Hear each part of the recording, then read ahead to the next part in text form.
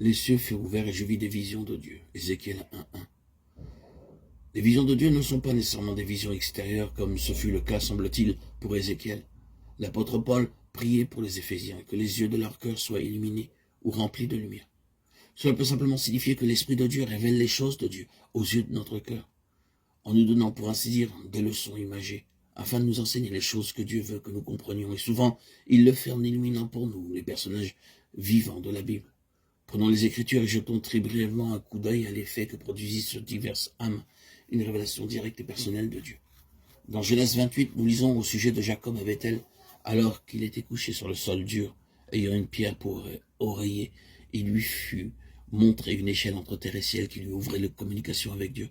Ceci est la première étape dans la vie spirituelle. Le Seigneur nous trouve dans le désert, loin de notre céleste foyer, et nous montre l'échelle. Le Seigneur Jésus-Christ comme le chemin vers Dieu. Le Seigneur Jésus-Christ lui-même a dit « Je suis le chemin. Nul ne vit en Père que par moi. » Jean 14:6. Dans Genèse 32:24, nous voyons une étape plus avancée dans la vie de Jacob. Jacob demeura seul. Alors un homme lutta avec lui jusqu'au lever de l'aurore. Ici, le Seigneur descend et s'approche de Jacob pour avoir une entrevue personnelle plus intime avec lui à Bethel. Jacob a vu le Seigneur en haut de l'échelle, mais ici à Péniel, l'homme divin a lutté avec lui jusqu'à ce qu'il devint un homme brisé. La fibre de sa résistance fut touchée, et il porta ensuite dans son corps durant toute sa vie la marque de son contact personnel avec Dieu. Nous pourrons dire, oui, je connais Bethel, je me souviens du moment où le Seigneur me dévoila le chemin d'accès à lui-même, l'échelle entre la terre et le ciel.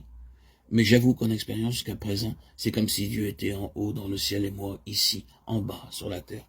Il se pourrait que votre Péniel ait lieu cette semaine. Dieu peut s'approcher de vous pour avoir une entrevue personnelle plus intime.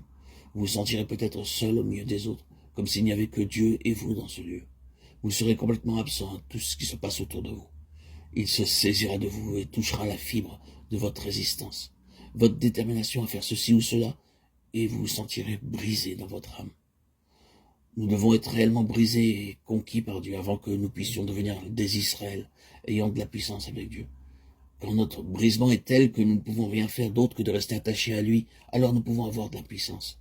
Tant d'enfants de Dieu parlent de leur brisement, mais en réalité, ils sont bien forts.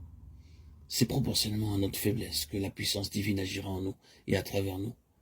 Nous pourrons traverser que des choses même que nous pensions être de Dieu, sont celles que nous avons à abandonner. Là où nous paraissons être plus forts, c'est peut-être où nous sommes plus faibles. Mais seul Dieu peut nous montrer cela. Passons ensuite à Gédéon et voyons comment la vision de Dieu lui est arrivée. Gédéon battait du froment oppresseur pour le mettre à l'abri des Madianites lorsque l'ange de l'Éternel lui apparut et lui dit « L'Éternel est avec toi, vaillant héros. » L'Éternel se tourna vers lui et dit « Va, avec cette force que tu as, et délivre Israël. N'est-ce pas moi qui t'envoie ?» Juge 6:12-14. Nous avons ici la révélation de Dieu à une âme timide et craintive. Gédéon tremblait, s'affligeait et priait pour Israël, ne pensant guère qu'il était l'instrument choisi par Dieu pour délivrer Israël. Quand le Seigneur s'approcha de lui et lui dit « Vaillant héros », il pouvait seulement dire « Avec quoi délivrerai-je Israël ?» Lorsque le Seigneur nous révèle quelque chose de nous-mêmes, notre danger alors c'est de passer à l'autre extrême, de reculer, de nous cacher, rétifs à sortir pour aller dans une œuvre offensive. Lorsque le Seigneur nous révèle quelque chose de nous-mêmes, notre danger alors, c'est de passer à l'autre extrême, de reculer et de nous cacher rétifs à sortir pour aller dans une œuvre offensive. Il se peut que Dieu se soit occupé de certains d'entre nous et que nous soyons brisés à tel point que nous tremblons et nous décourageons devant l'œuvre à laquelle il nous appelle. Nous oublions qu'il a choisi les choses faibles, mais celles qui ne sont point, pour réduire à néant celles qui sont. Peut-être que tout ce dont nous avons besoin maintenant, c'est justement d'une rencontre avec Dieu, comme l'eut Gédéon, de sorte que l'on puisse écrire de nous, comme il fut écrit après de lui. L'Esprit de l'Éternel les revêtit, et il les envoya dans son service comme de vaillants héros. Juge 6:34. Le peuple qui connaît son Dieu sera fort et agira. Daniel 11:32b.